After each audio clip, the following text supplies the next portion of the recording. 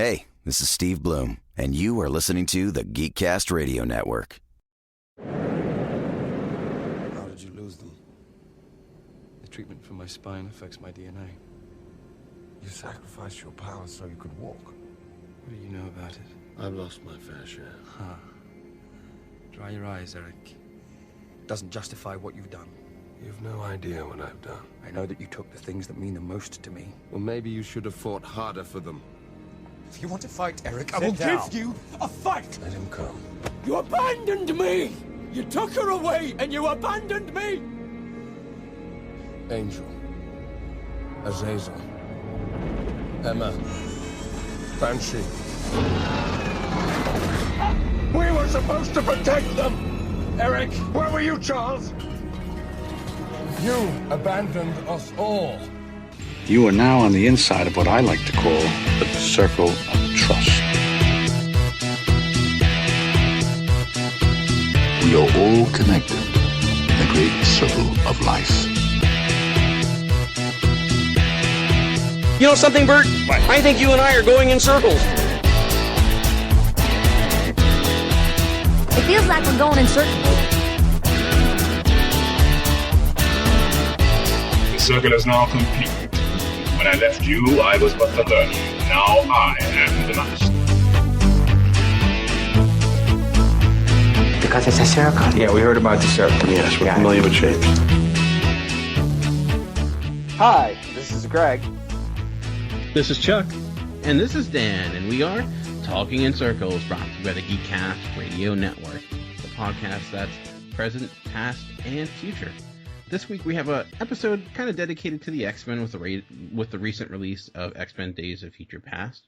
But before we get to all that, how's the week been going for you guys? Pretty interesting. During the week, I was sent a link by someone to this thing called an ostrich pillow. Have you guys heard about this? No, is that like some kinky club or something?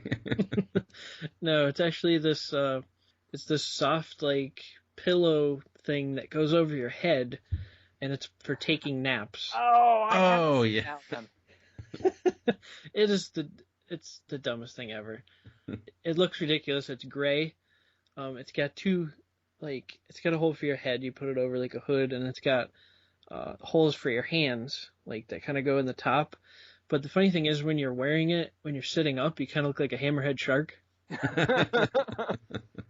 Yeah, and there's pictures of people taking naps with this thing on, and it's ridiculous. I'm like, really? This is the pinnacle of our inventive minds, like coming up with this thing?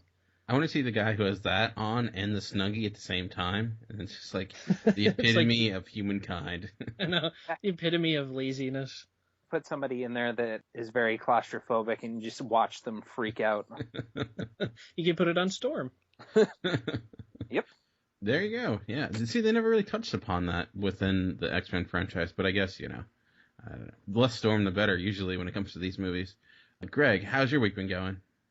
All right. I've been working a lot, but I've also been recovering from a back injury. I woke up the one morning. I don't know what the hell I did to my back, but I, bent over to pet the dog, and then I got back up again, went to my room to go get dressed and everything, and I bent over to pull up my shorts, and I could not get up. I was just a giant number 7. Oh. And so I'm like, I can't get back up straight. That sounds like a personal problem, but it isn't. Well, kind of, but not that way. not that way. So then I had to I didn't know what to do, so I kind of panicked, and I opened my door, and I walked out my door, still bent over. And I walked into my parents' room, and I stuck my head in. It looked like I was trying to be careful not to wake them up, but I really didn't care because I wanted them up. And my dad was apparently lightly up, so he kind of opened his eyes when I stuck my head in. So he was probably like, "What the hell is going on?" And then I came the rest of the way. I'm like, "I kind of need help." He's like, "What?" I'm like, I can't get up." I eventually ended up at the chiropractor's, and I'm much better today, let me tell you. Ouch. Wow. That's good to hear, at least. Now what happens when you listen to that song too much? Gotta get up, get down. I had no problem getting down, but getting up was the issue, apparently. Yeah, play backwards. So now you're just you went from the number 7 to a straight number 1. So there you go. Yep, I'm number 1. What have you been up to, Dan? Hopefully something better than me. Yeah, I went to this little thing called Flavor Fest. We go every Memorial Day weekend. It takes place in this Renaissance fair outside of Philadelphia, and it's a huge wine festival. So it's really great because it's like $2. You get a glass, and then there's like 50 wineries you go around and tasting wine. And we ended up coming home with like 22 bottles of wine, which is a record for us. But it's usually where we get our wine for the year, and then we stock up, and so we have tons and tons of wine. And probably my personal favorite, which was jalapeno wine. Nice. Okay. I'm not gonna lie, I kind of got for the novelty of it, but it tastes interesting. It's like a whiskey flavor almost, and just how much heat comes off of it. So, but you gotta upgrade your status. You can't come home with just 22 bottles. You have to come home with multiple cases of wine, like my family does. See, this is just 2 people, though. So. Well, it's usually me, my mom, and my dad, and we'll get like probably about 6 cases. Oh wow! And that's on the light side too, I believe. We got one case from this one place that sold mostly fruit wine, and we got like 3 bottles of this cotton candy wine, which was pretty good. Like you can't drink too much of it because it's so sweet, but it's pretty good. Yeah, I'm on the sweet side of wines too, like you guys. I'm not a huge wine drinker. It's more. I do enjoy it, but anyways, the other thing I did this weekend, you were talking about the whole back thing, and not that this relates in any way, but my wife and I started watching the show Hannibal, and the reason I'm talking about it is we watched a particular little suspenseful episode, and it was right where we're going to bed. We finally ended up going to bed, and we're laying in bed. And I'm like, did we lock the door? Because I'm not sure if we locked the door. And Carol's like, all right, I'm going to go out and check. And then it's, our apartment's really dark. And she's like, you know what? I'm not going to do it. You go, just because she just got done watching that scary show. It's like, you go. I'm like, all right. So I go lock the door, coming back. The part of the episode was there was this really creepy lady who was like hiding underneath beds and jumping out at people. So what I did, knowing that Carol was already kind of on edge, I walked into her bedroom, got down, kneeled onto the floor, walking over, and then I slowly leaned up on top of the bed and reaching out when it was kind of dark, and she freaked the F out, no tomorrow. She screams out, she's like, Dan, but she was yelling at me to stop the person, not realizing it was actually me causing it. So she went crazy, and then felt really bad, but it was effective. So that's hilarious. And then Dan had to go sleep on the couch. Yeah, no. Luckily, she got over it. She was like, "Oh, I freaked out about it," and she was sleeping two minutes later. So I think half of the issue was that she was half asleep, but I got a lot of laughs out of it. Now you just have to watch your back for revenge. I know. I'm sure it's coming. But anyways, like I mentioned in the beginning, we're going to be talking about the X-Men, Days of Future Past, the franchise as a whole. So I thought we would start with, we've done a lot of different comic book related things, and we've talked about how much we like the X-Men. So just talk about kind of how we got into the X-Men in general, what led us to becoming fans of it. So Greg and Chuck, I'm assuming we have similar stories here, but Greg, what kind of got you first initially into, the Children of the Atom? Well, when I first started off reading comics, I'm going to go back even a little bit further. I kind of got into Spider-Man first, and I got into Marvel Comics, and that was thanks to my next door neighbor. I started reading the Spider-Man stuff, and then after a while, I'm like, this is kind of emo and everything, and I wasn't enjoying it too much. And then I remembered about watching the X-Men animated series and how I really liked that. And then I don't remember what the first issue I got was, but I started just reading X-Men from the animated series, and then my next door neighbor pulled me into the comic book world, and so then I started reading X-Men comics kind of based off of those two things, and I think it was a Jim Lee cover that maybe first attracted me. I don't really remember, because as we all know that have listened to this podcast, my memory is awful. So maybe halfway through the episode, I'll be like, oh, it was this. You're just gonna yell out X-Men number 104 and be like, what are you talking about? You're like, I don't even remember. It's just that was on my tip of my tongue. Yeah. But I got really into it, and I've really started trying to collect the whole Uncanny X-Men series, which is it started off as X-Men. It was the first issue of X-Men is X-Men number 1, as we all know. Yeah, and I know, Chuck, I think you kind of have a similar story. So what kind of got you into the X-Men? Well, I never actually really read comics when I was a kid.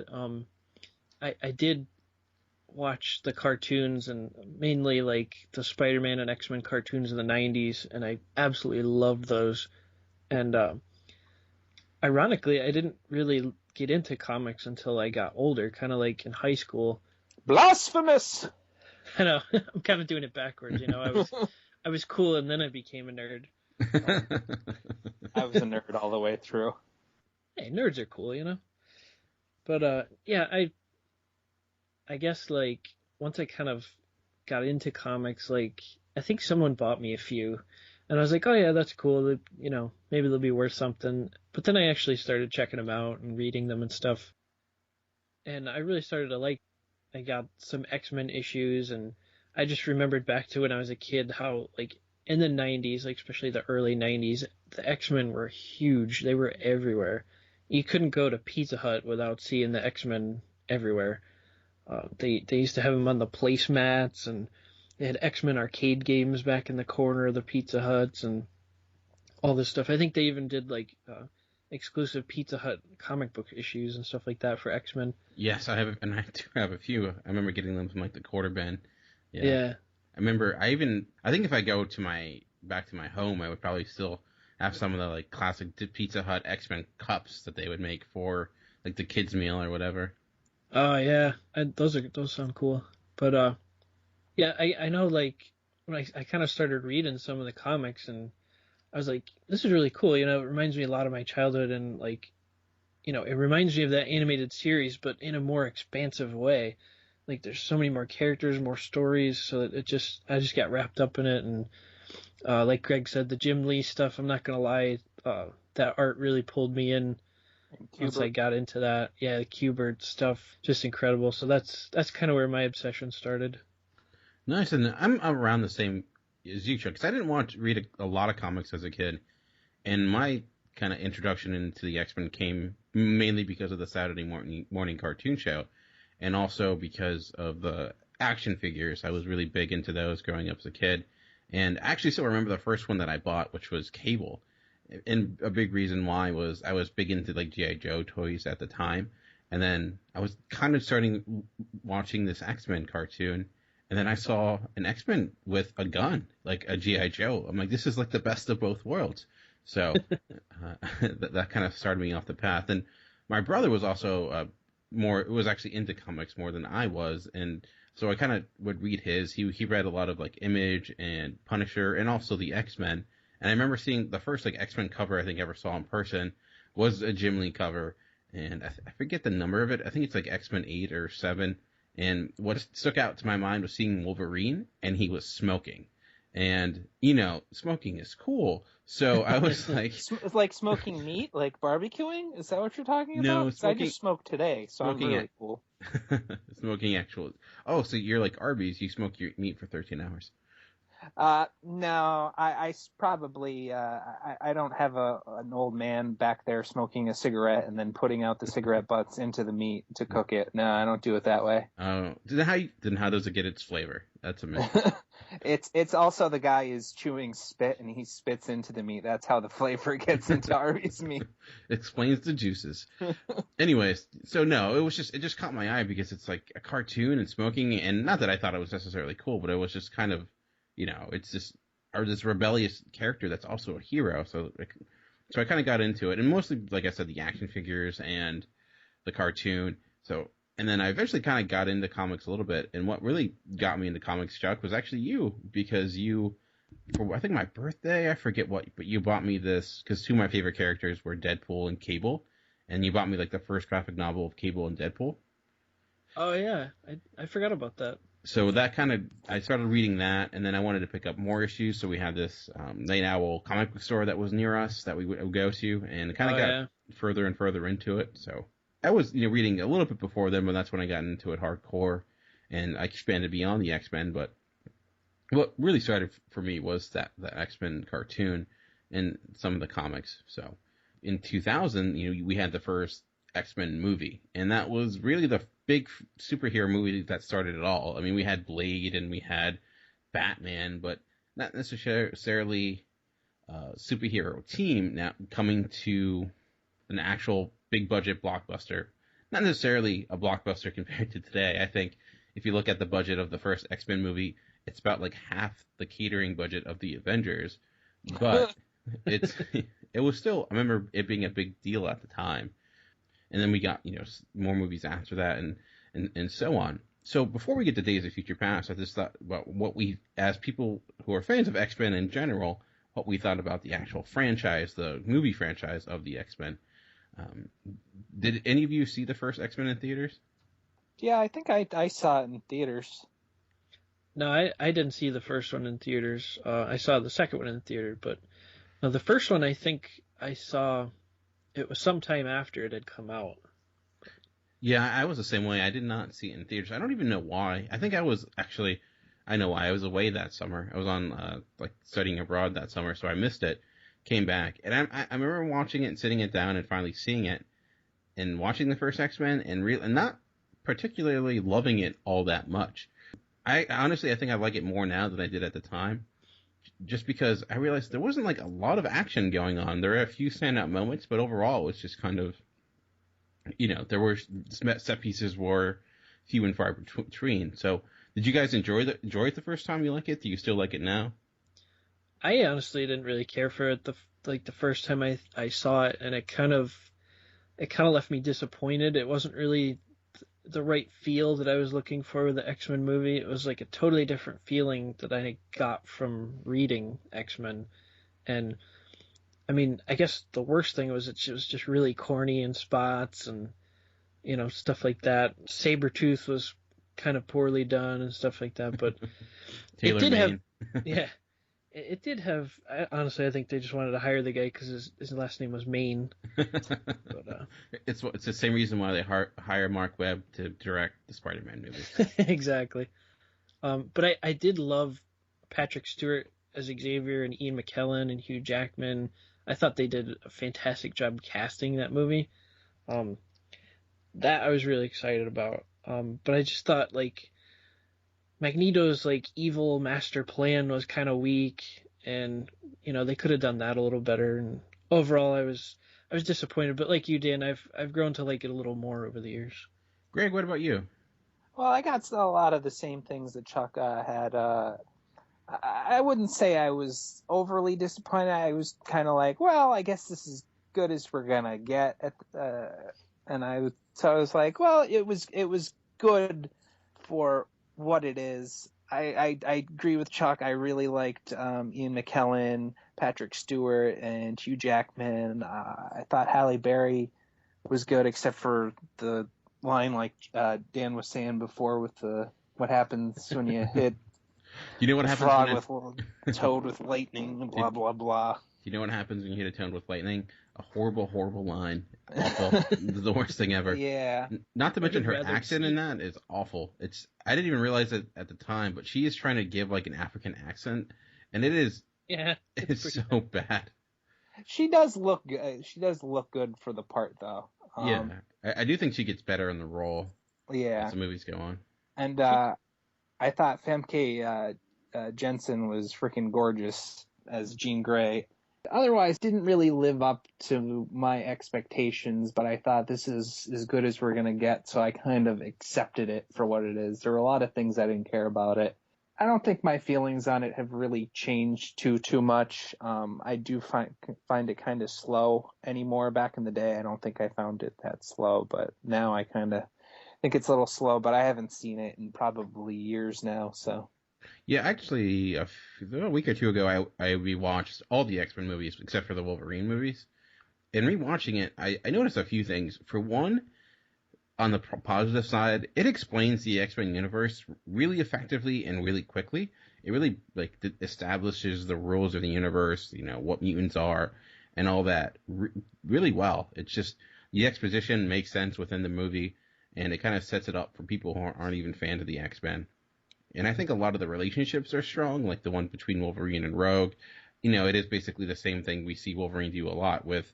Some reason he has a thing for having, jailbait kinship with young teenage girls, whether it be Shadowcat or Jubilee or what have you.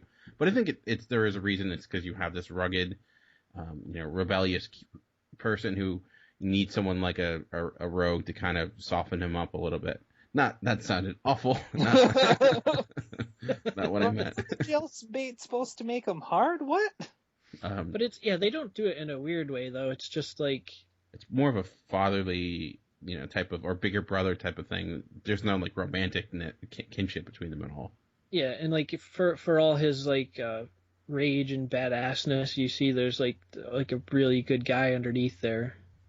Yeah, and I do think a lot of the casting works. Patrick Stewart, Ian McKellen, Hugh Jackman. Some of them don't work all that well. Mostly Sabretooth is pretty awful. He's not given much to do.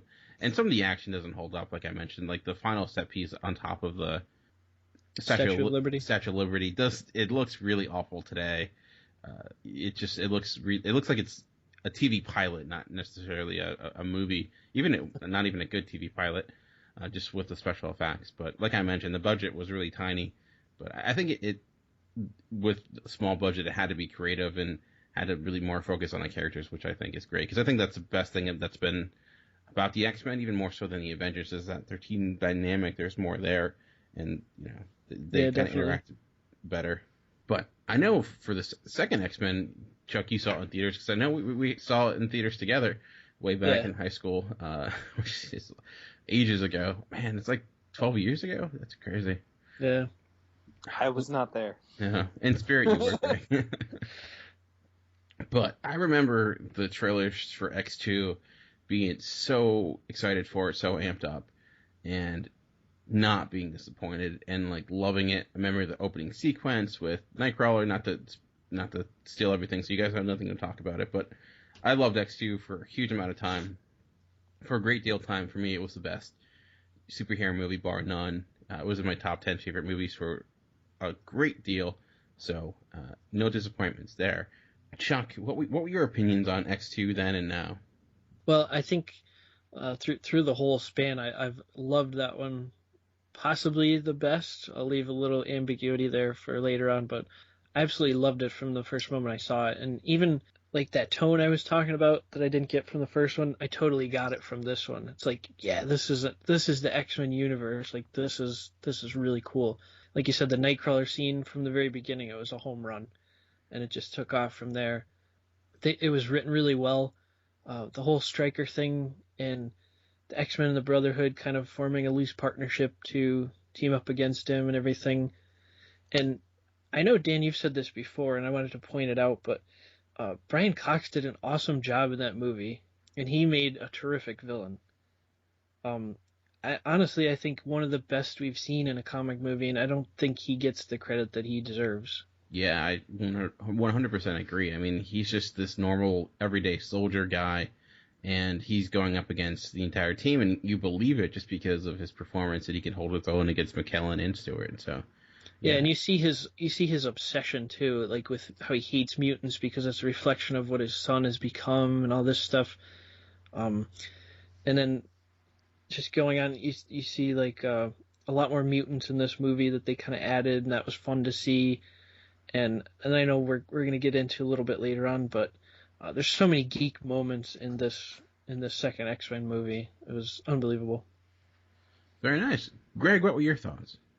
I think where Brian Cox was awesome, I think the other villain in the movie, well, villainess, is kind of falls flat with Lady Deathstrike. I didn't think she was as great as you've seen her in the comics. She's a lot more boisterous in the comics, a lot more loud. Kind of like the animated stuff with her in it. She's like screaming like a giant asshole as she fights. That's how I always kind of picture her. But I actually would like to see a picture of a giant asshole screaming while fighting. I may have to Photoshop that. With adamantium too. Like Chuck said, this one was definitely a lot better, and I definitely like this one a whole hell of a lot more than the first one. It definitely breaks the whole sequel situation of that the sequel is usually worse than the original. I thought this one was definitely an improvement, and you could definitely get the X-Men vibe off of this one. Oh, by the way, I never enjoyed those black costumes that they had. I never really enjoy those costumes. Those were always kind of disappointing for me watching the X-Men movies. They're very Matrix-esque in a way. I guess maybe at that time they're a little bit hesitant. Like, you're doing this first superhero movie and you're going to try to make them a little bit more easier to digest. So yeah, I guess they didn't want to go too corny because, you look at like Batman and Robin and stuff like that when that came out, and Batman Forever, and just how corny they looked. So maybe they wanted to stay away from that and kind of have a more tactical approach to it or something like that. Yeah, I still think there would have been a better choice than those leather costumes, though. Brian Singer likes leather. What are you gonna? I guess I don't know. He likes the bondage. And that brings us to X-Men 3, The Last Stand. Which was supposed to be the last X-Men movie. Of course, that didn't happen because they want to keep their rights and all that good stuff. But I remember one of the best things about X-Men 2 was like, wow, this leads up to so much, thinking of the potential of where it could go, and then finding out that Bryan Singer is not going to be directing. They're bringing in Brett Ratner and all this other stuff. And seeing X3 for the first time after the theater, actually, I think we even saw this one. I don't know if I think we all saw this at the same time. I don't know. I think we did. I think it all kind of goes together. Seeing this in the theater for the first time and walking out, and I think either it was just my inability to not like it, but I think overall I was like, okay, I saw huge issues, but I still liked it. More and more we watched it, the more I've seen it, the more and more dumb I see in this movie.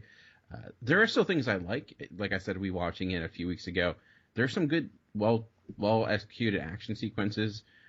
I think it probably has the most action out of any of the X-Men movies. Maybe not the best action, but it has the most. I did like Kelsey Grammer as Beast and some of the other decisions, but there were some huge, gigantic, dumb things that they did. Starting with like Juggernaut, what they did with Patrick Stewart. It's just aggravating to say the least.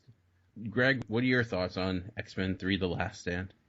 Overall, it was a giant turd of a movie. But there in were the bucket of Hollywood. In the corner bucket of Anne Frank's attic.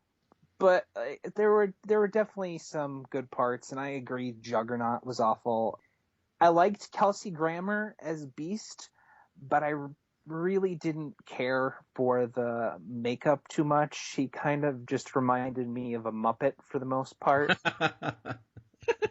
I can see that. I'd like to see him on a Toyota commercial now. I definitely rather the makeup now that they have for Beast, even though I did not like the Jerry curls or whatever the hell was going on in Days of Future Past. But anyway, back to Last Stand. But there some of the good parts were like Wolverine coming up to kill Jean Grey. Should I have thrown out a spoiler there? It's been a couple of years. I'm pretty sure people know what's up. But yeah, screw them. Yeah, but we're not ruining anything that the movie didn't already ruin. I thought that was pretty cool with the flesh being torn away from Wolverine as he kept approaching her, and I thought the CGI was pretty damn cool, and the fact that you could see the adamantium on his rib cage and everything, I thought that was freaking awesome. I thought Angel's Wings looked really good. I thought the guy that played that role was really awesome. I don't really care for what they did with it through the storyline, but I thought that character, the guy playing, was pretty good, and I thought the makeup and CGI was really good for him. I don't think it's really that hard to mess up a guy with wings, but so there was stuff like that.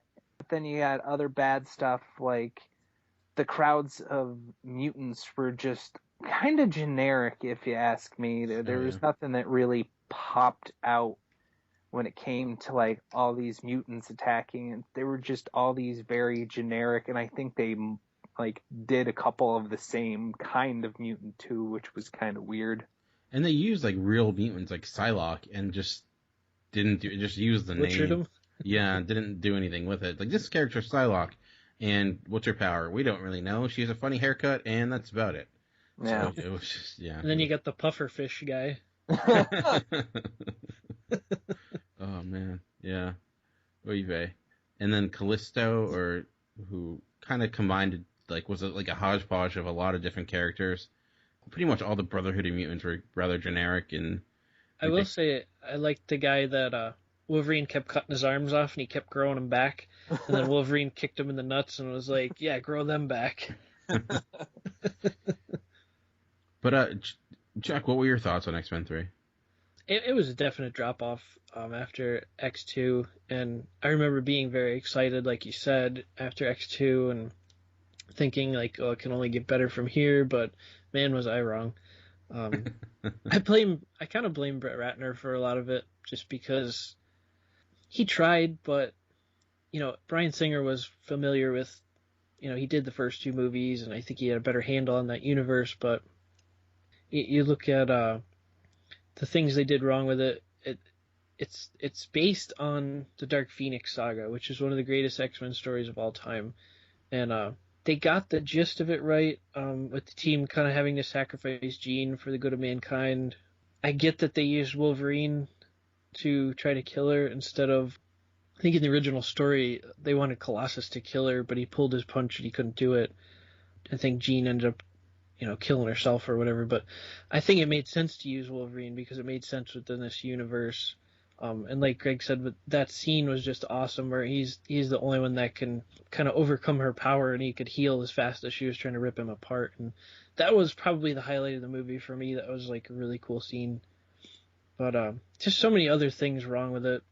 I may mention a few later in the episode, but some of them, I remember specifically the scene with Juggernaut, where just like, it was like a facepalm moment. You're like, what the fuck? Like, really?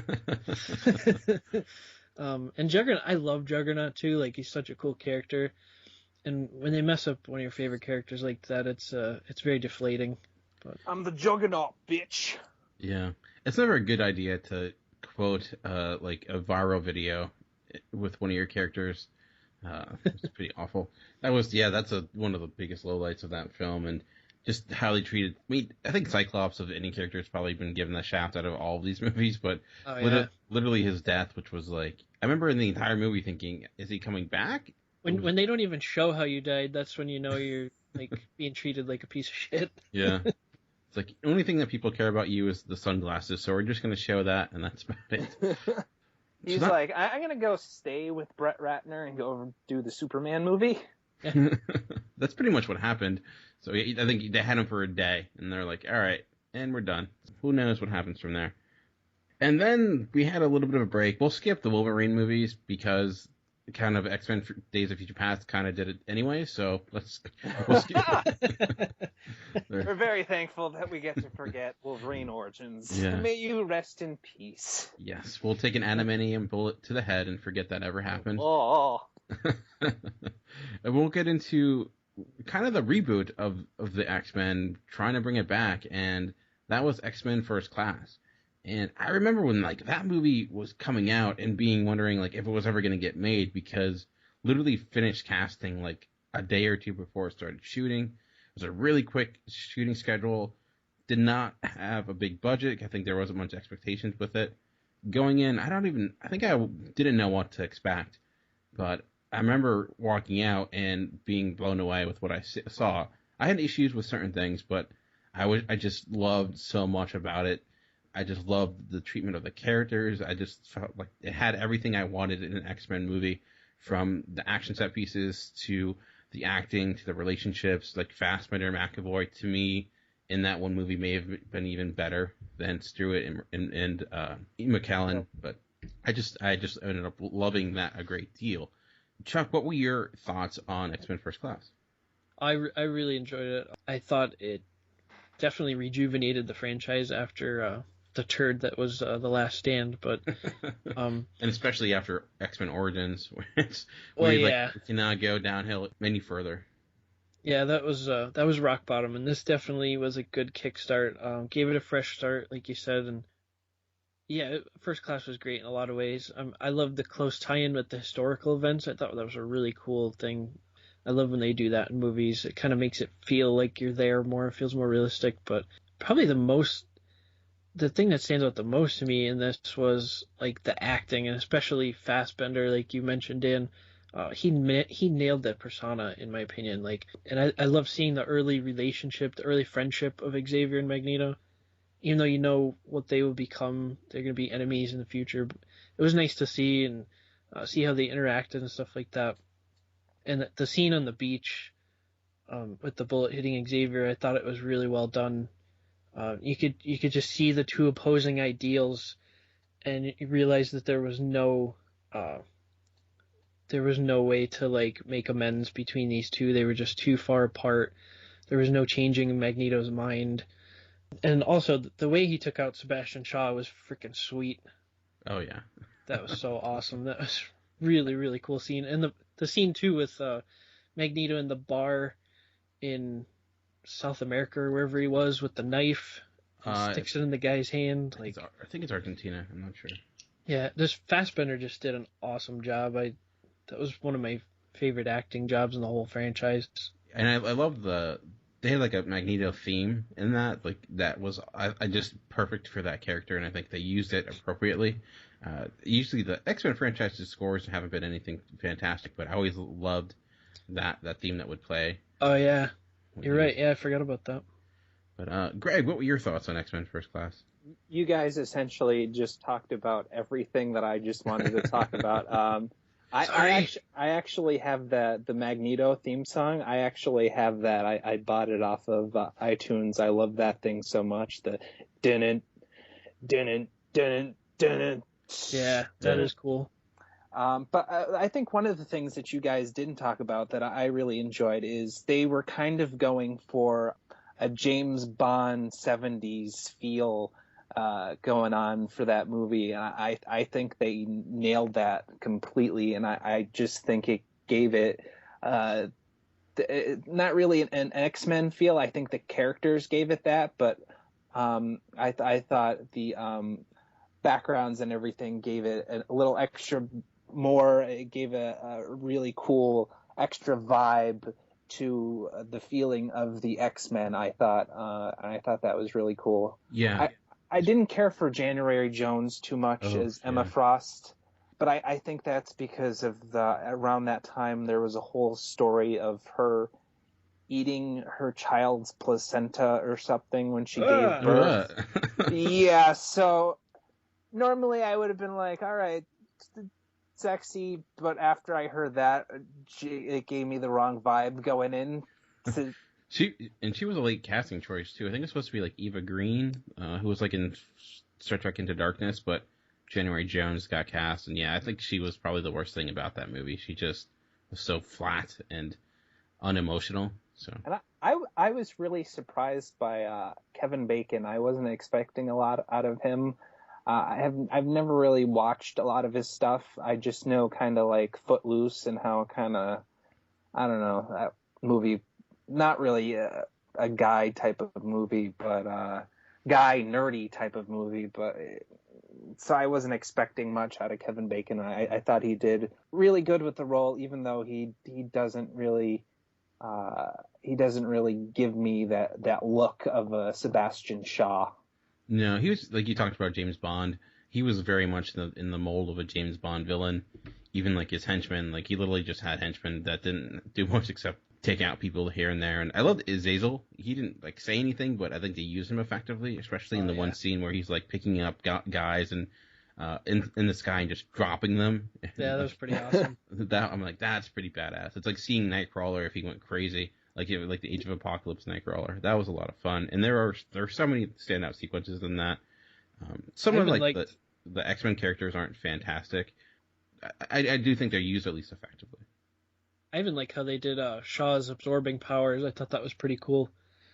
Like the stuff with the grenade and then in the nuclear sub and stuff like that, the way he was absorbing stuff. I thought that was a really cool way that they did that.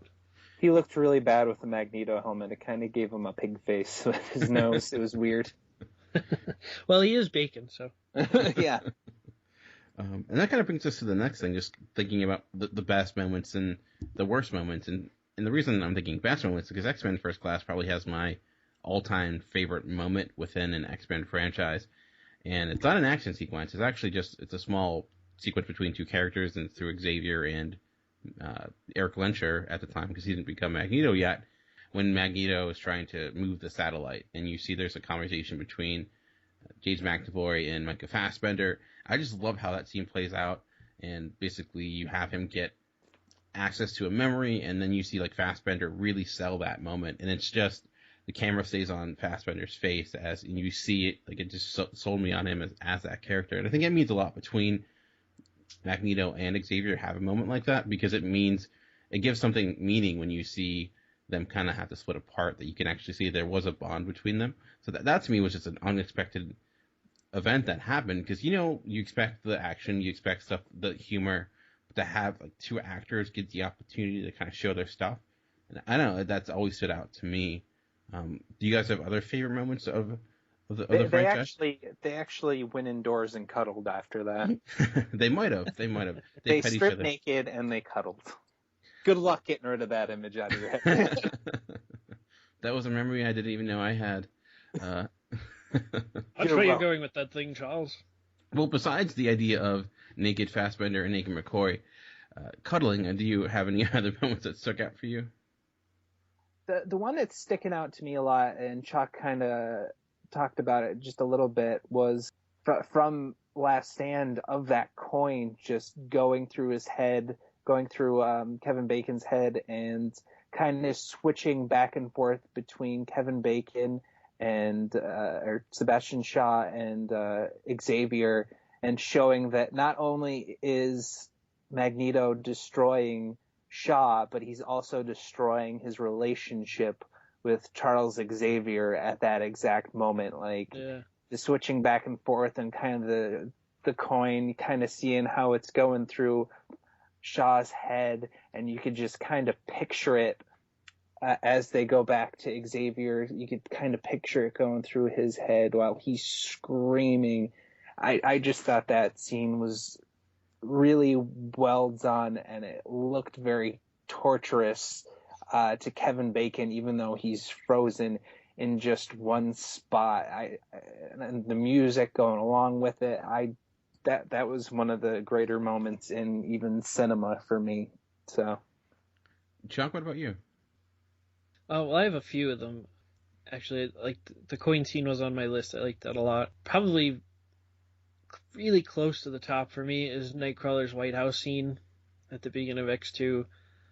Just how he just takes out like 30 guys and just keeps teleporting, and like they're all shooting at him and nobody can touch him. That was so amazing, and it just set the tone for that movie from the get-go. It's really all we've seen of Nightcrawler so far, and I really like the power of teleportation.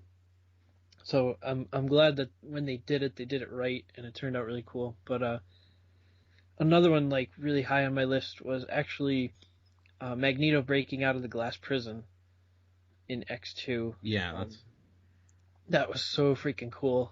You have like the guard that comes in every day, and then Mystique kind of injects him with the metal, and Magneto senses the metal in his blood, and he just rips it out of him. He forms these 3 little balls and just busts the glass apart in this whole place, and he forms one of them into a disc and just like hovers out of there with the other 2 metal things like just swirling around him. And I know people have commented too about how he crossed his arms. It was really corny there, but to me that was like his sign of superiority. It's just like, how did you think this was gonna keep me that long? It was just his kind of asserting his power.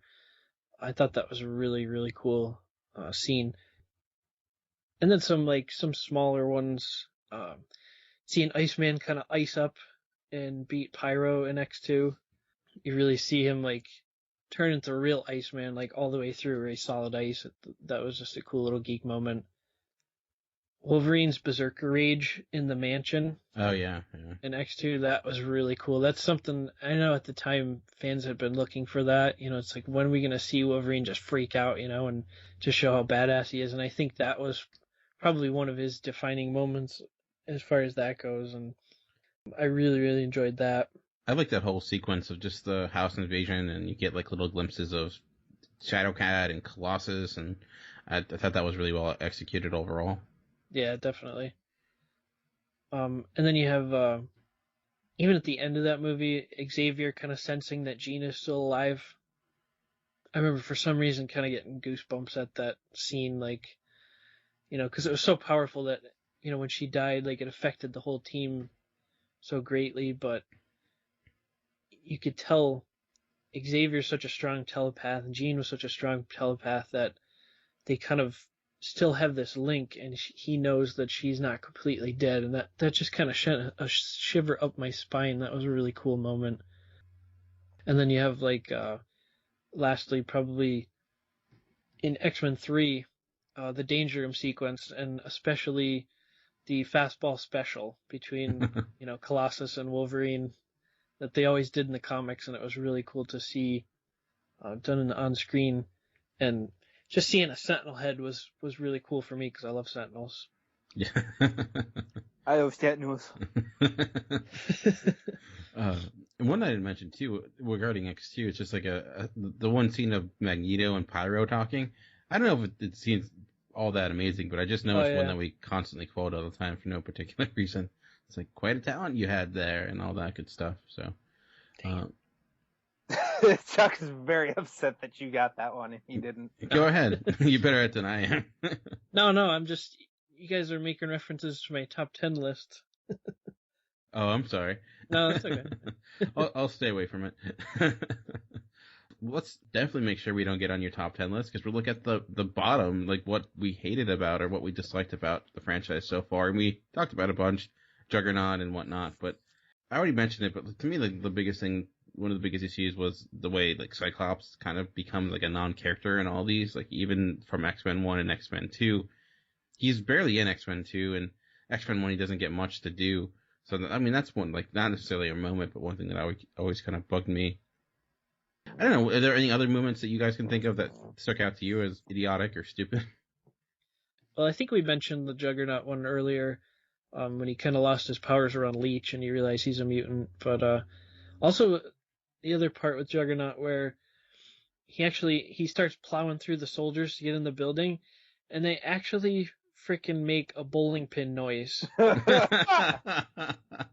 Like, I don't even remember that. Yeah, if you go back and listen, they actually have a bowling pin noise when he starts hitting all the soldiers. It's the dumbest freaking thing. I gotta go back. Oh, gosh. Completely.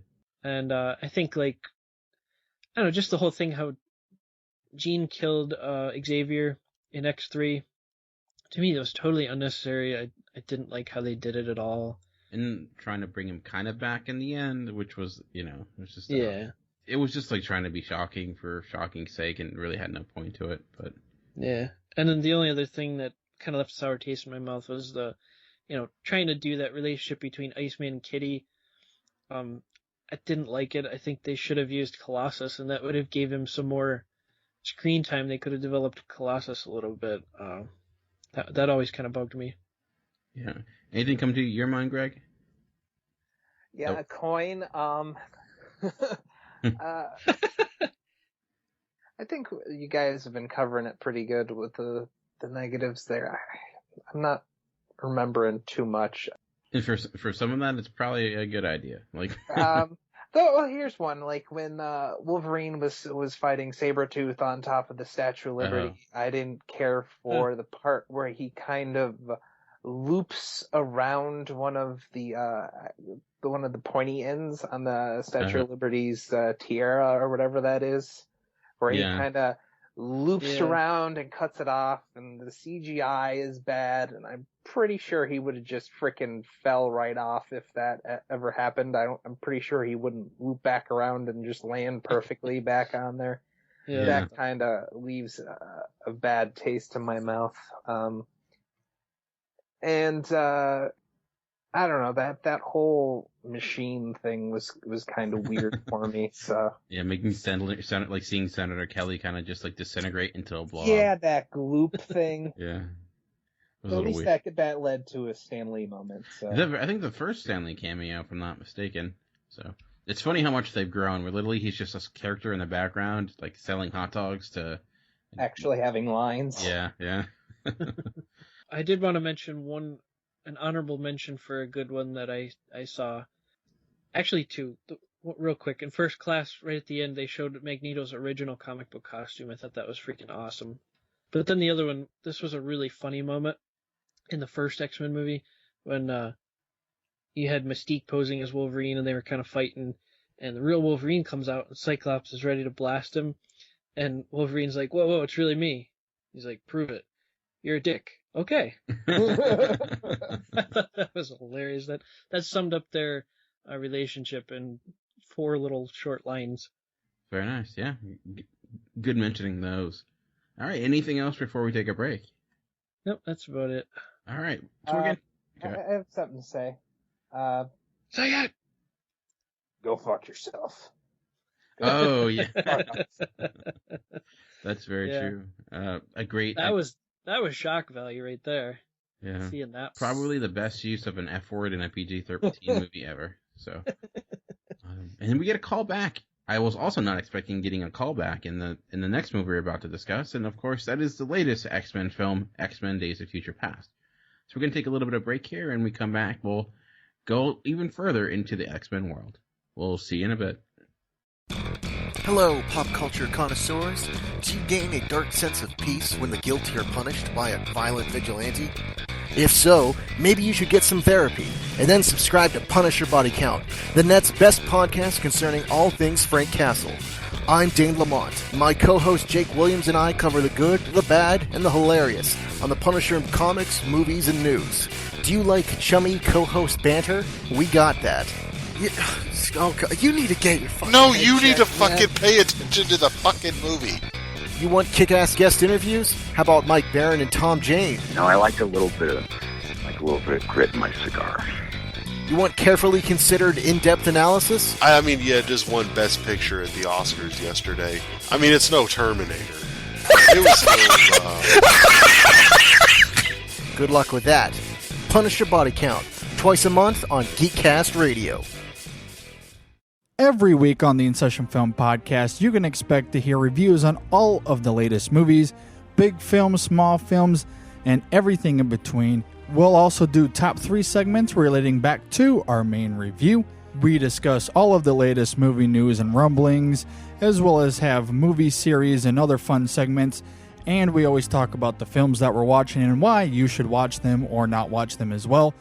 If you want to learn more about the In Session Film Podcast, check us out online at InSessionFilm.com. You can hear our podcast on iTunes, Stitcher, SoundCloud, TuneIn Radio, and so much more. In fact, you can listen to everything we have straight from our website. Again, that is InSessionFilm.com. Download our podcast, check us out, and come join us every week. We'd love to hear from you. All right, and welcome back. And like I mentioned, we're going to talk about X-Men: Days of Future Past. And if you saw my top 30 anticipated movies of 2014, you would see this was number 1 on my list. So I was heavily looking forward to it. It did not make his list, people. Don't let him fool you. It did not make his list. He hates the X-Men, as we heard in the first half. Screw those guys. They're garbage. I think Bulver Trask is right. Anyways. So, I guess, Greg, we'll start with you. Walking out of the theater, what were your first impressions of X-Men Days of Future Past? First impressions is I'd like to see Jennifer Lawrence in real life in the Mystique outfit in front of me, if that would be all right. Can we get that? I'm pretty sure she's filing a restraining order as we speak. Damn it! Beast might have a thing or two to say about it. I could take out Beast with his Jerry curl hair and his soul glow that he Just had. buy in him. it. Yeah, I was gonna say buy him some Soul Glow from Coming to America. Love that movie. I thought it was good. I don't think it was as great as X-Men: The Last Stand, or not The Last Stand. Ugh. It was definitely better than that. Yeah, the X-Men First Class is what I meant to say. I didn't think it was as good as that one. I really liked First Class. It was a little bit too much story to get into one movie, but I think they did a really good job with it. Chuck, what were your first impressions? My first impressions were really good. I really enjoyed it a lot. I know, like I mentioned before, X2 was probably my previous favorite, and this really comes close to it. It's really close, and I wanted to see it a second time. I really did. I know, Dan, you got a chance to see it twice. Yeah. I wish I could go see it again, but alas, I could not. But I did have some nitpicky things, just kind of things that I would have liked to seen, but overall, I came away from it really happy, mainly because of the Sentinels. I freaking love Sentinels. They're one of my favorite villains, if you could call them like a villain. And I was just so happy to get them, and I love the whole time traveling thing. I guess I'll list a couple of the nitpicks just to get them out of the way, and that way I can kind of end on a high note. But because I know on our last few podcasts we kind of been slamming some movies that we supposedly like. Our high notes are the negatives. You know, so it sounded like I hated the movie from my first little thing here, but I enjoyed it. Yeah. It's like, yeah, I love that movie, but there was this wrong with it, this wrong with it. But no, just a couple of nitpicks. I think first and foremost, I think Bolivar Trask was very underdeveloped as a character. He could have been such a great villain, but I wanted to see that obsession, that drive, that moment that made him like hate mutants so much. I really didn't see that. Kind of like you did with Stryker in X-Men 2. All you know is he wants to create the Sentinel program to track down the mutants, but you don't really understand why he hates mutants so much. And I ended up learning online somewhere that I guess Bryan Singer wanted Peter Dinklage to play that part, and I guess there was this kind of unspoken thing where he's bitter about his height, and he considers himself to be somewhat of a mutant, and he's really bitter about that aspect of his life, so that's why he hates mutants so much. But they didn't really explain any of that in the movie. You didn't get any sort of sense like that. I think they had a little small part about it, but I didn't think it was that impactful. Where he's talking to Stryker about that he doesn't fear mutants or something like that. Yeah, There's the thing was like scene. It was almost like the mutants were a means to an end for him. That they were this ability to have like a rallying cause to finally unite humanity because you have a common enemy. To me, I don't know. It didn't really come off that way. Yeah, it was kind of trying to go for a Watchmen thing, but it wasn't as good as Watchmen. No, yeah, I agree. He was relatively underdeveloped, and his motivations were more sense if he was literally just a guy who wanted to, make a lot of money, or he was an arms dealer or something. But yeah, going the route they did, I think it just made it a little bit murkier, partially because there's so much going on that maybe they just didn't have enough time. But yeah, that could have been fleshed out a little bit more. Yeah, definitely. Second thing, I'm a really big fan of Colossus, and every time they showed Colossus in this movie, he was getting his ass kicked.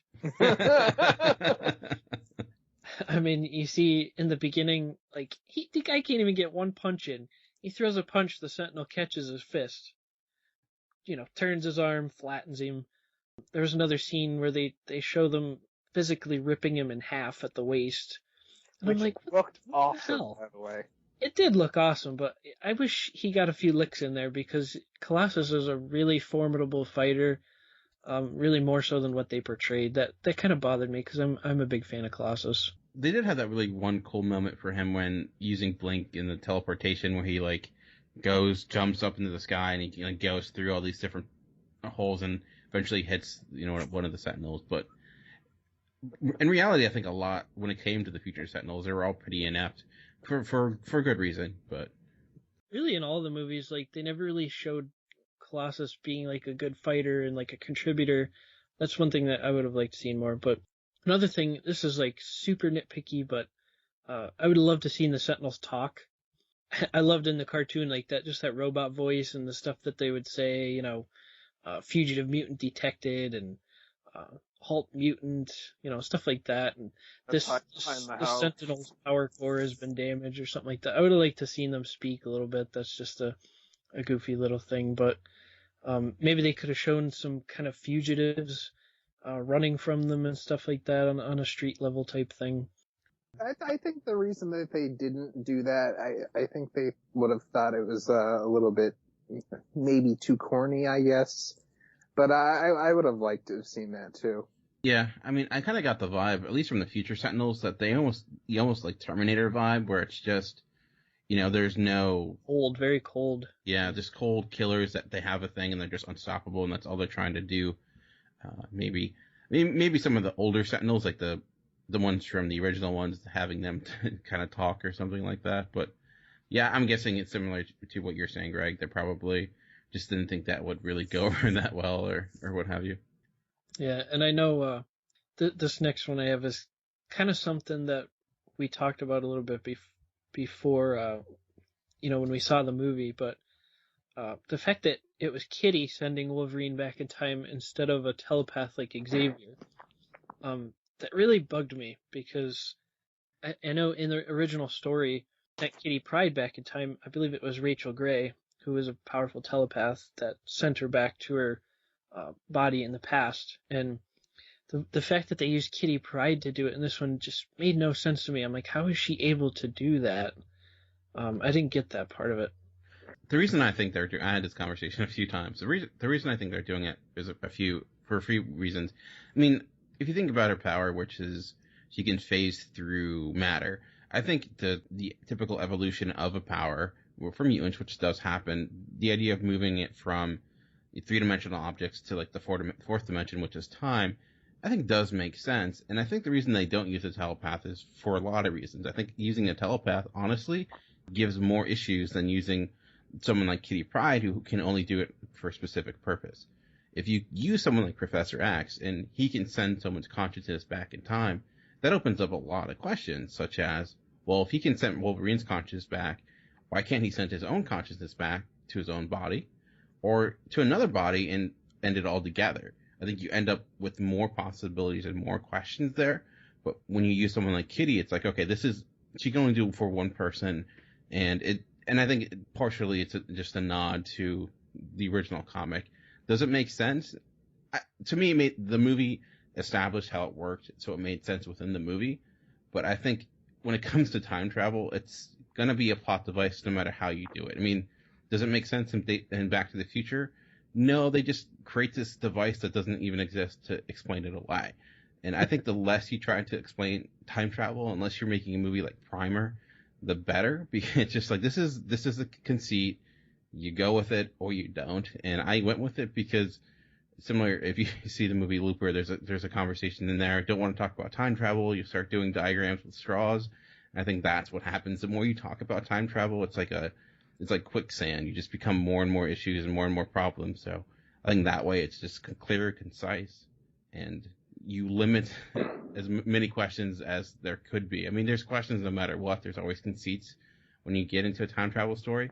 It's like, why not go back to when Bulwer Trask was a baby and maybe raise him right and not have that issue? Or there's a lot of different things you can come up with. So yeah, I could see where you're coming from. I just think, I guess maybe I'm a stickler for more things that make sense more to me. But like, if they used Xavier, they could say, well, the reason he couldn't go back with his own consciousness is because his past self was a powerful telepath in his own right, and he, perhaps would have been blocking him or something like that, even though he didn't have his powers at the time because of that serum. But But yeah, it's just a little thing. I really didn't mind it in the overall scheme of things, but I think you definitely, that was the best explanation I've heard, Dan, to explain how kitty pride is possible for being able to do that type of stuff. Because before I didn't really believe it. I just thought it was like a second mutation, but I think your explanation kind of has appeased it in my mind, at least. So thanks, Dan. That's what I'm here to serve, Greg. I mean, technically, does it make sense within? Maybe not, but I don't know. To me, it's not really. That is just the device to get you to a certain place. So whatever way you want to do it, it's just the idea of time travel is going to be an issue no matter how you approach it. So 99 problems, but time travel ain't one. Exactly. I can tell why Jay-Z didn't want to use that line. It was way too hard to rap. So yeah, I guess move on to my good points now and express my true feelings for the movie. I'll leave a couple things out because I'm pretty sure that one of you guys is going to bring them up, but I'll maybe stick to the stuff that I really liked. And one of the things that I loved about it was how things looked in the future. Even though it was way too short, and I would have loved to have seen more, but I loved seeing those mutants being marched into the concentration camps, and they have the M scar over their right eye and stuff like that. Seeing New York City destroyed and all the buildings decaying and stuff like that was a really good image of the future. Like I said before, I wish they would have. Wants to see us all dead. Yes. Wait. Damn it, Chuck! Sorry, that was too enthusiastic. I mean, no, I was never. Do you have a secret group of Sentinel lovers that you get together and come up with ways that the future will actually be controlled by Sentinels? Hey, robots are pretty scary. I'm not gonna lie. Are you a Sentinel sympathizer? I am. I'm actually half Sentinel. I'm like Bastion. Nice. But yeah, I would have liked to seen, kind of like the rebels, the fugitives running around on the street level, running from the Sentinels. I realize they don't have time to do all that stuff, but it would have been a really cool moment to see. But I did like what they did give us. I thought it was really well done. As far as the Sentinels dropping from the ships, it had such an eerie feel to it. I don't know if it was the noise they were putting in there with the soundtrack, but it just seemed so eerie and creepy, and it was exactly what I was looking for with the future timeline. And just them kind of being relentless and just hunting down the mutants, and it's not if they're coming, it's when they're coming. They know they're right on their tail, and they're going to be breaking through the fortress at any time, and just they seem so formidable. They were almost unstoppable, just really, really badass, kind of like a Nimrod sort of was in the comics. And then just the sheer numbers of them in that last scene when they descend upon them, it's just it's how the hell would anyone ever beat all these? They're so badass, What do you think of the overall design of the future and I guess past Sentinels? I like the concept of the future Sentinels. I think it's something that we've never really seen before, and I'm going to toot my own horn a little bit here and say that when we first saw the picture of the future Sentinels come out, we said something about it being reminiscent to Mystique scales, and maybe they'll be able to kind of shape change into different things and take on different characteristics, and that's what they did, and it was really cool because it's something that I've never really seen before, so I enjoyed seeing that take on it, and it did work as a good device to make them extremely badass and kind of operate as a hive mind and use other powers with other enemies based on who they're fighting and stuff. I thought that was a really cool aspect. Yeah, I did like how in that opening sequence we just see how basically unstoppable they are, and doesn't really explain it really because it's just the first thing you see of it, but you kind of understand it's they're adapting to all these powers. We don't really know why yet, but you just realize, there's really nothing you can do to stop these characters because there's, they can just change to whatever they need to in order to stop the X-Men. So. Yeah, absolutely.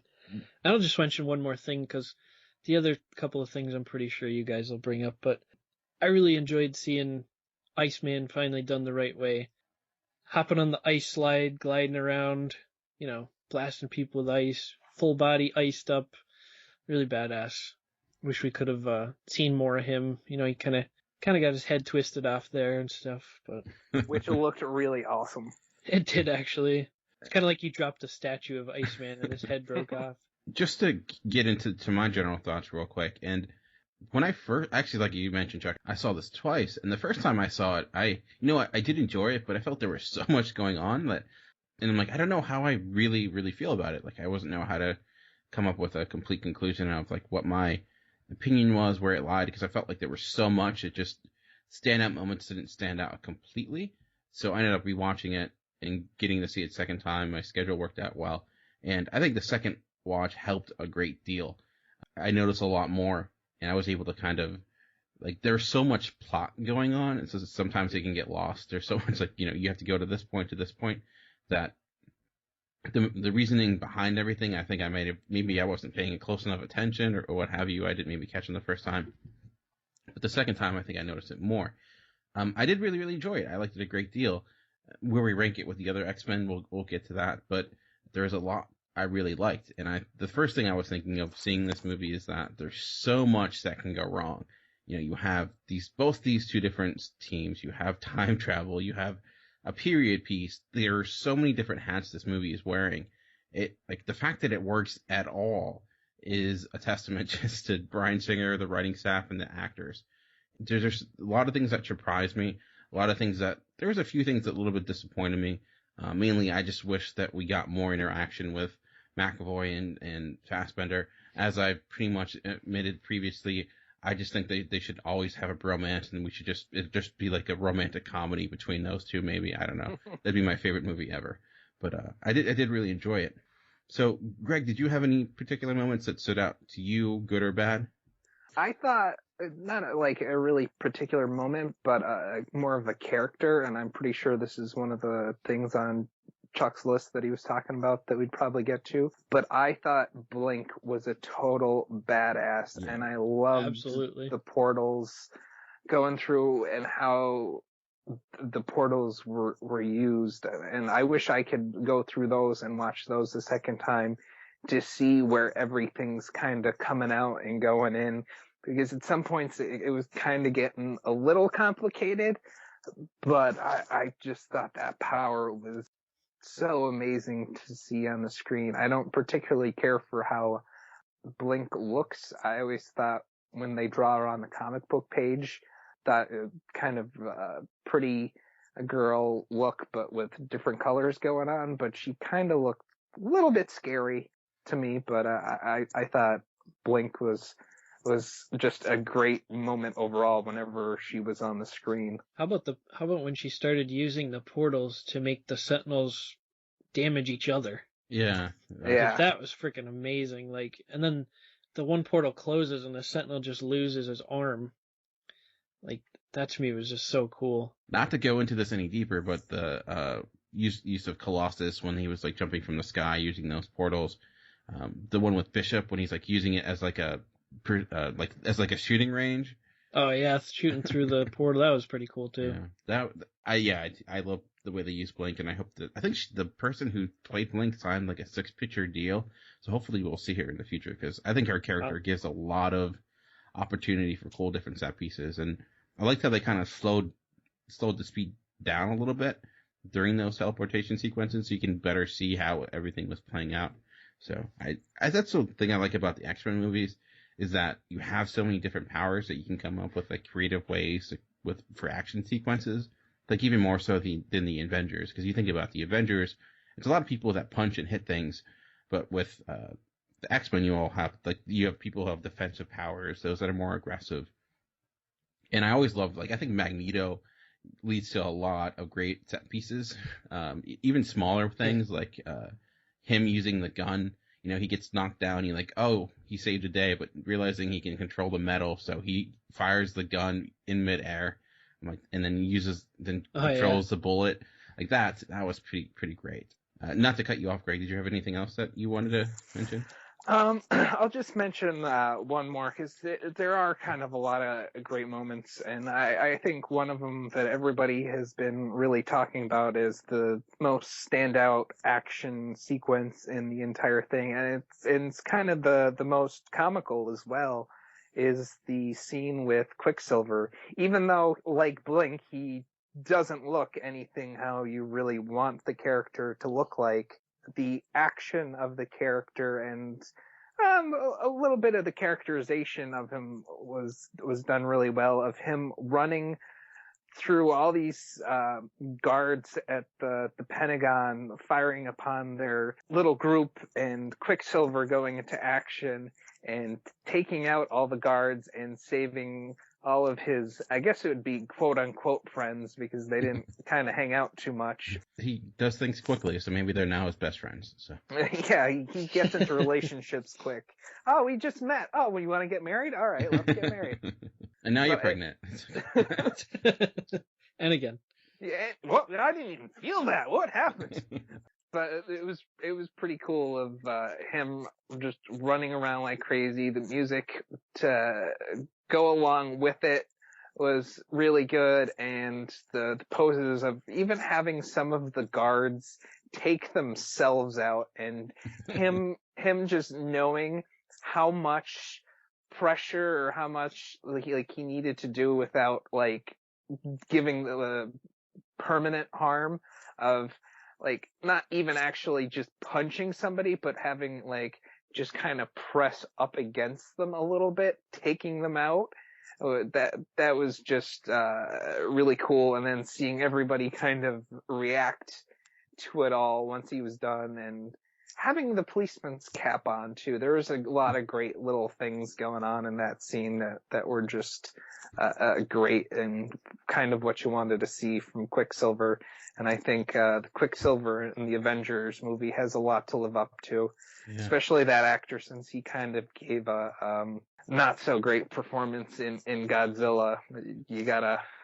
He's really got to up his game for the Avengers movie. Yeah, I agree. That sequence is pretty awesome. Pretty much everything. I'll just echo everything you just said, because it was a lot of fun. And I know we had a lot of worries about Quicksilver, but his look honestly never became an issue in the movie. Maybe just because things were going so quickly, and even he wasn't even in that outfit for too long, because when they picked him up at his house and everything, he wasn't in it too long. It was just for maybe like one scene, really. Yeah, because he gets changed into like the guard outfit. I also even like when he's holding Magneto by the head, like it's for Whiplash. Oh yeah. That was. I also like a little bit of nod where it's like it opens the door that Magneto is his father. They don't outright say it, but they just make a little mention of it, which was nice. And then you see in the finale where you see him and which is probably Scarlet Witch, like his younger sister sitting with him, and their mom looking at the screen. You're like, okay, so I wonder if they're gonna go down that further in upcoming. That part I had a nitpick about, because technically Quicksilver and Scarlet Witch are supposed to be twins. The fact they were showing him older than her is, I mean, I don't know why they did that. I was kind of hoping they just kept her as a twin. I heard it wasn't even the Scarlet Witch that he had on his lap. It was supposed to be somebody else or something. It could be technically. It could be anyone. It didn't really, Yeah. Could be Polaris. True. Yeah. So I really like that. There are a lot of standout sequences. What I liked about it too was that at the end of the day, like that the thing that you had to stop wasn't necessarily, wasn't like a bullet or a bomb or something like that, but it's really just about changing the viewpoint of a character and getting her to go down a correct path or something. It was more of a character adjustment than a plot point, which I liked. I mean, I do like Jennifer Lawrence as Mystique. Don't we all? I know in this, like, not like she had a lot of, development per se. She's just kind of on this mission, but I do think, people are saying maybe she'll be like the new Wolverine. I don't know if that'll happen, but I heard she's supposed to be getting some kind of deal to just play Mystique in a standalone movie. I mean, I could definitely see that. I think she has some great action moments. She has a lot of possibility. But I also think that the first class cast overall, I mean, I like McKellen and Stewart in the first film, but I think the first class cast is better. It's a stronger cast, and I think bringing Hugh Jackman into that was a really good mixture of talent. I like the interaction between all of them, seeing them all together. And also, not to give like spoilers away, but I like the fact that this just was Wolverine saving the day like he has in the past movies, that they kind of changed it up a little bit. And and two, Nicholas Hoult as Beast. He doesn't have a great deal to do, but I like his portrayal of the character, and he has he makes a lot for the little bit he does get. He'll get you so glow. Yeah, well, maybe, it was the 70s, it was the look back then. If you're gonna be a beast, you might as well be a beast that's stylish. And I also like in the one scene where you see they're kind of using like a throwback to the Supporter film with Mystique walking in I think it was in Paris or whatever. I like that little nod. And I do think overall, though, Chuck, you mentioned with First Class how they used like the Cuban Missile Crisis as a huge plot pointer to add a lot of weight to what's going on. And this one, I don't think it was as effective. Like the past didn't really play a big part into what was going on. I did like the thing with Kennedy, though. Oh, yeah. How he said, like, no, I didn't kill him. I was actually trying to save him because he's one of us. Yeah. So I'm like, are they saying Kennedy was a mutant? Like, but that was kind of cool. Yeah. I mean, you did have some guy playing Nixon, so there's that plus. But he did a pretty good job with his voice, actually. Yeah, and Nixon's a hard character, like a hard president to pull off, just because naturally he's kind of funny, even if you don't mean him to be. So you kind of have to play both sides of it. Anything else we wanted to mention before? Yeah, I just kind of wanted to echo again, like what you said about Fassbender and McAvoy and stuff. Fassbender as Magneto, like I said, I was really impressed with him in First Class, and it seemed like he just picked right up where he left off. He just really gets this character. He has an attitude about him that's like really kind of intimidating, and it's this great foreshadowing of the great leader that he will become one day for mutant kind. Like he just has that aura about him. I don't know how he does it, but it's kind of like, dare I say, uncanny. And then just like, I did think, I mean, McAvoy was kind of a punk in this. I know that was part of the plot and everything, but I did really like his moment with Patrick Stewart when they were kind of cyclically linked. I thought that was a really inspiring moment, and he kind of gives him a little bit of wisdom there, and I think we'd all like to talk to our younger selves at some point and give them some advice, and he actually gets to do it. Yeah, So, I do think Xavier has the best arc in this out of any character. It's really probably the character has any arc at all. Just seeing where he is and where he ends up being. I did really like that, seeing how the little bit of nod you could definitely see the allegorical comparison to something like heroin with his addiction to like the serum or whatnot, which was maybe a little heavy-handed here and there, but I just liked seeing him kind of being molded into, and I think it makes a lot of sense considering the fact that he has lost a lot. You have Vietnam and a lot of people leaving, so seeing him kind of in a lost state makes sense, and I think it gave a lot of dramatic weight to what was going on. So yeah, and then I guess I guess we shouldn't really spoil too much, should we? You know what? If you have not checked it out yet, maybe skip ahead maybe 5 minutes or so. And but if you're listening to this, my guess is you've probably already seen X-Men Days of Future Past, let's be honest. Yeah, so with those kind of spoilers, I'm going to ruin something pretty big here at the end. So extra warning right here. If you don't want to hear it, just skip ahead. But I loved when they kind of wrapped everything up at the end with all the cameos. And to me, it's just kind of saying, like, okay, everything's, like, fixed now. We kind of fixed all the screw-ups we had with X3 and all that stuff. Jean and Scott, and, they have the Colossus and Kitty thing fixed because you see them together trying to teach the class. And even had Kelsey Grammer in there, who they brought back in during reshoots to have him appear as Beast. And that was for a quick second. Which is kind of funny. You think he probably went through 8 hours of makeup just for literally like 3 seconds of screen time. I know. And then, you have Wolverine being found by Stryker, presumably to have his adamantium procedure done.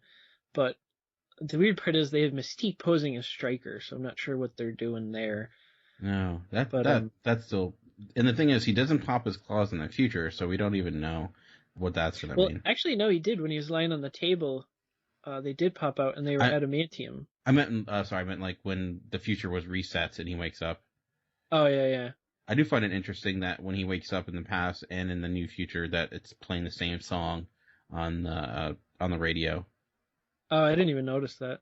Yeah, I forget the name of the song. I didn't notice it either. My wife did, and I'm like, oh, I missed that completely because it was playing on the radio. Yeah. She actually pays attention to X-Men movies. She does like the X-Men franchise. So. But something cool I wanted to bring up too was leading up to this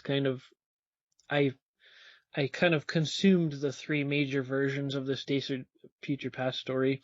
I read the original comic, saw the movie, and I saw the animated series version of it. And they're all very different. Honestly, I'm going to say I liked the comic the least of the three. Oh, wow. Yeah. Controversial! It's a great story, but it was only two issues. It could have been, so much more. But for its time and what it's set into motion and everything, it was great. But the common thread in all three of them is Mystique, actually. And I'm glad they chose to keep her as the central antagonist in this movie because in all three versions, she is the killer. She is the catalyst that would set this future into motion. Like in the comic, she's leading the Brotherhood, and she has like Blob and Pyro and Avalanche and Destiny and stuff like that. But that's like the common thread in all three of them. And I thought that was really cool that they kept that, with as much as they were changing, that was the one thing that they really stayed true to for the comic story. And also, in the comic, we never actually get to see whether they change the future. They really don't show you the future again, which in the comic, it's oddly enough, is supposed to be 2013. Nice. And we didn't have no freaking Sentinels last year. So. They're coming with the hoverboards. So. Yeah. But in the movie, apparently it's supposed to be 2023, I guess. But in the comic, they never show you whether they altered the future or not, but they do show the president telling, it's actually Henry Peter Gyrick, to go ahead and design and construct a new series of Sentinels. So it kind of appears in the comic like they failed with their mission, or else that event wasn't the one that changed history. But, in the movie they made it successful, and I think part of that is to try to set up the next movie or whatever. And then that kind of ties in also with the cartoon. You see, like, Bishop and the X-Men stopping Mystique from assassinating Senator Kelly, but then you see Mystique say, well, I failed Apocalypse. He wanted me to kill Senator Kelly to ensure the future of mutants as he sees it should be. So maybe they took a little bit from that. I'm not sure. But obviously they're, like they've already announced, they're setting up their X-Men Apocalypse movie, so it should be interesting how that stuff all ties in. Yeah, and that's kind of what I was thinking when Mystique picks up Wolverine, was maybe like somehow she's already connected to Apocalypse, and that's how Wolverine's going to get his adamantium, is through Apocalypse or something. I don't know. But that would make a lot of sense, considering they want to make her like more of a central character. Yeah, and Wolverine was a Horseman of Apocalypse for a short time. I think he played Death, so... What? Just kidding. I was like, I thought you would know that, but no, I good acting, Greg. Good acting. Thank you. But yeah, there's a lot to like in Days of Future Past, and I think of all the movie reviews we've done so far, this is by far the most positive. So there you go. Did you guys know that the guy they got to play Stryker in this movie, they originally had him to play a young Kane Marco? Oh, really? Yeah, but they cut it out. They thought it would be like, too much kind of thrown in there with Xavier's backstory and stuff, so they made him Stryker instead. But yeah, he was originally cast to be a young Juggernaut. Is it me, or does he look a little bit like Sean William Scott, the guy who plays Stifler in American Pie? A little bit. He kind of does, actually. That's all I can think of. It's like Stifler or Stryker. It's so weird. But I guess I guess to finish this up, we've been talking about the X-Men franchise. So, being comic book fans, and this is how you determine how good things are, you rank them. So we're going to maybe go into ranking the X-Men movies from, our least favorite to our favorite. I'm going to guess they might be similar based upon our conversation, but does anyone want to be eager and be the first one to do it? Greg. I guess, what? I can start because I'm. You just want me to go because I have nothing written down at all. No, I don't want to steal your ideas. I feel like I've been saying, stepping on your toes all episode, so I just want to give you your fair share of moment in the sun or whatever. Well, I'm just listing them right through the ranks, right? Yeah, that's all. You don't have to go in great detail. Okay. For my worst, I'm going to go with X-Men, The Last Stand, of course. If the Wolverine movies were in here, I would be having Wolverine Origins first, but it's X-Men The Last Stand. Then I'm going to go with the original X-Men movie. Even though it's leaps and bounds ahead of X-Men The Last Stand. So you're going worst to best, right? Yeah. Okay, just to make sure. Yeah, well, of course it's the worst because I'm starting off with X-Men The Last Stand, Chuck. So X-Men Last Stand, first X-Men movie. Then I'm going to go with the second X-Men movie. So there's the whole first trilogy. Then I'm going to go Days of Future Past. And then I'm going to go with X-Men First Class is by far my all-time favorite X-Men movie. Chuck, what about you? Well, I'm going to put, I guess, as my worst one, counting down from 5, I'm going to put the original X-Men movie at number 5. Oh, wow. Really? Yeah. I never cared for that too much. I mean, there's a lot of good elements, like Dan mentioned before, but overall, I was really disappointed with that movie. Number 4, I would go ahead and put The Last Stand. And then I think number 3 would be First Class for me. Oh. And, these last 2 are tough. I think I would have to say X2 at number 2. And then maybe it's because I just watched it, but I got to put Days of Future Past as my new number 1. Oh, wow. Shocking top 5 for Chuck. It might be the shock value just because I just saw it and I'm, I still got my excitement from all the stuff that I liked about it, but it's right there with X2. They're both very close for me. Okay, so now it's my turn. Well, my favorite is X-Men: The Last Stand. No, not really. Get off this podcast right now. Actually, if we like with Greg, if I was counting the Wolverine, that would be the last, and then X-Men: The Last Stand, and then after that would be the first X-Men movie, and then this is where it gets a little bit tough. If I was actually going to count the Wolverine movies, I'd actually would put the Wolverine, the one from last year, next. But since we're not, I would then go X-Men 2, X-Men Days of Future Past, and then X-Men First Class is my favorite. So Dan and I match up. Oh yeah, I didn't even realize that. Yeah, so yeah, and for me, number 1 is X-Men First Class, then X-Men Days of Future Past, and then X2. And then X-Men, and then X-Men: The Last Stand. So, X2 and Days of Future Past those are a little bit back and forth, but for me, bar none, First Class is my favorite one. So, may actually be my favorite Marvel movie, period. So. Ooh, wow. Yeah, I went there. Yeah. Do you know it's interesting that seeing that we're naming all these movies, 4 of the X-Men films are based on a Chris Claremont written comic, which is just kind of blows my mind. I mean, he is the best X-Men writer, most people will admit, but if you look at like the Wolverine was based off his 1982 Wolverine series. The Last Stand was based off Dark Phoenix Saga. The X2 was based on God Loves, Man Kills. And then you have, of course, the Days of Future Past one. But pretty crazy.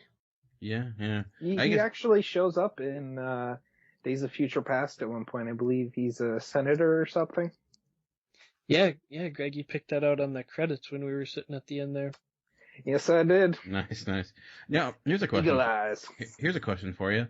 Because I've been going back and forth with this a lot. What did you like more, X-Men Days of Future Past or Captain America: The Winter Soldier? Ooh. Don't do this to me. I'll say mine because I don't think it's that hard to figure out. I thought Captain America was the better movie, not by a whole lot, but I definitely think it was the better. Yeah, I like X-Men. I like X-Men much better than Captain America, so that's saying a lot. Yeah, I've gone back and forth, and after I saw X-Men the first time, I'm like Captain America, no doubt. After the second time, it was a little bit iffy, but I've only seen Captain America once, so I'm inclined to go Winter Soldier, but I'm not 100% positive, so it's tough. Yeah, I think I would probably give the edge to Winter Soldier just because that movie to me seemed like so flawless, like for some reason. I know some people might dispute that, but just everything in that movie seemed to be perfect for me, and it's a type of movie that translates well from the comics to the movie screen, even better so than the X-Men. Days of Future Past was really well done, but with those nitpicks in there, I would give the edge to the Captain America sequel. Yeah, they definitely have a lot more to cover in Days of Future Past than Captain America, and I think it's just a simpler story that's easier to present in a movie format. Very true, very true. All right. That was my profound moment of the podcast. All right. Sorry, I need Chuck to follow me around every day now. I'll be your soundtrack to your life. All right. We end each episode with a letter, and Chuck, you're up. What do you think? You have a little bit different take this week, so what do you have prepared for us?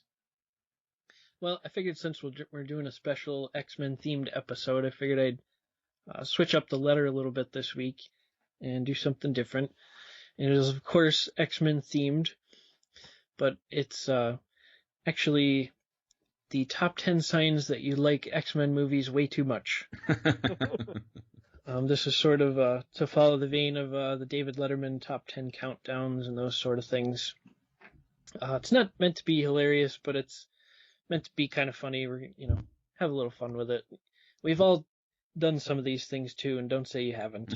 So you're setting the bar low. Like, it's meant to be fun. Good setting expectations. Yeah. If it goes really bad, Chuck, we can always go back in time and fix it and do it again. So. Yes, but Xavier's sending me, not Kitty. All right, so here we go. The top 10 signs that you like X-Men movies way too much. Number 10, you regularly call people bub at work. Number 9, when entering Walmart, you wave your hands in an outward motion to open the doors like Magneto would. Sad thing is I do that. I know. I totally have done that before, And at the same time, you kind of impress some 5-year-olds on the side there. Literally did that today. I'm not going to lie. Went grocery shopping. Number 8, when you want the rain clouds to clear up, you actually raise your hands to the sky and try to will them away. Number 7, with knives between your fingers, you chase after the mailman screaming, "You picked the wrong house, bub!" And scare the hell out of your mailman. Hate to be your mailman. Number 6, whenever you visit a hospital, you sit down in a wheelchair and make concentrating faces at people as they walk by. Number 5, you buy red sunglasses and lift them up while looking at people you'd like to optic blast. I've done that too. At work. I've totally done that. I used to buy red glasses and be like, yeah, I'm Cyclops. Number 4, whenever someone does something impressive, you say, "Quite a talent you have there." We've been saying that one for years. Yeah. Number 3, we've all done this. In the wintertime, you breathe on your car windows and pretend you're Iceman. I totally do that. Number 2, you befriend bald people just to play chess with them.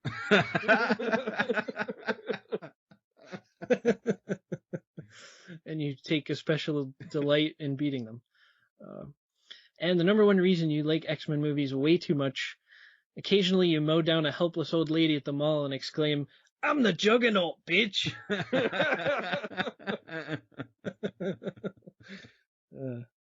Wow.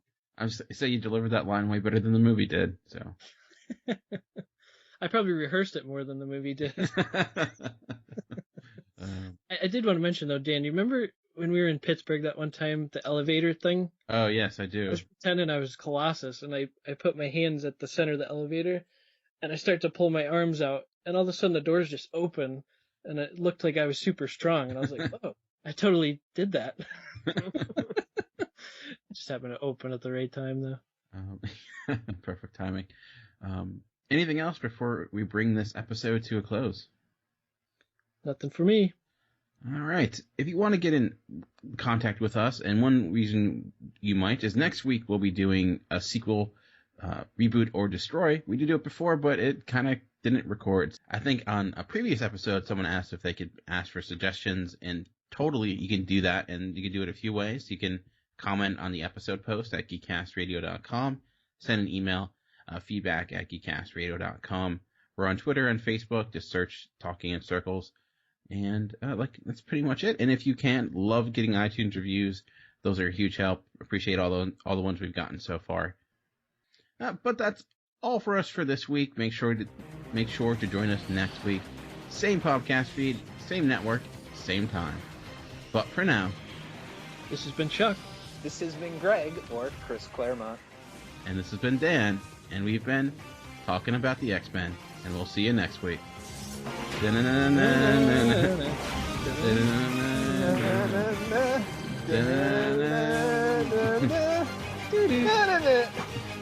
we are off. It's like three drunk people. It's much more impressive that it's over Skype. Yeah, we did that. People are probably like, yeah, people are probably like, that's awful, but we did it over Skype. That's impressive. If you played that theme song when the X-Men were fighting, they'd probably just give up and start. They'd come after us. They'd be like, "What the fuck? What's the beat that we're fighting to?" I actually read a little bit of it this morning. I read the first 2 chapters of that. So. Nice.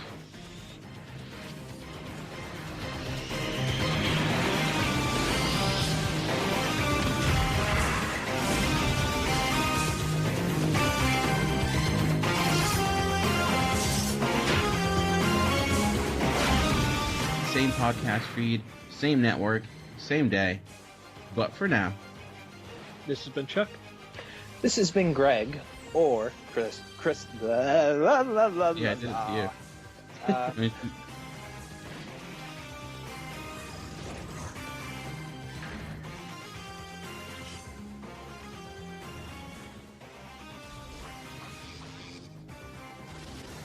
Because really, you okay?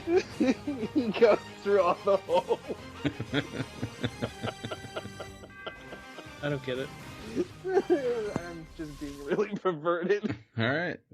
Okay. Colossus really likes butt sex. All right. Okay. Better float your boat, I guess. All right, I'm good. Sorry. But yeah, I could see why that Colossus does kind of get the short end of the stick. Similar to he just kind of... I'm just making it Damn it, worse. Greg! What have you done? Sorry. Thinking about a big steel boner now. At least I have something to put at the end for bloopers. But anyways, yeah, I could see why you would have that issue with Colossus, especially if you're a fan of the character. And really, in all the movies, he kind of got shafted, you know what I mean? That one was did that on purpose. I did that on purpose.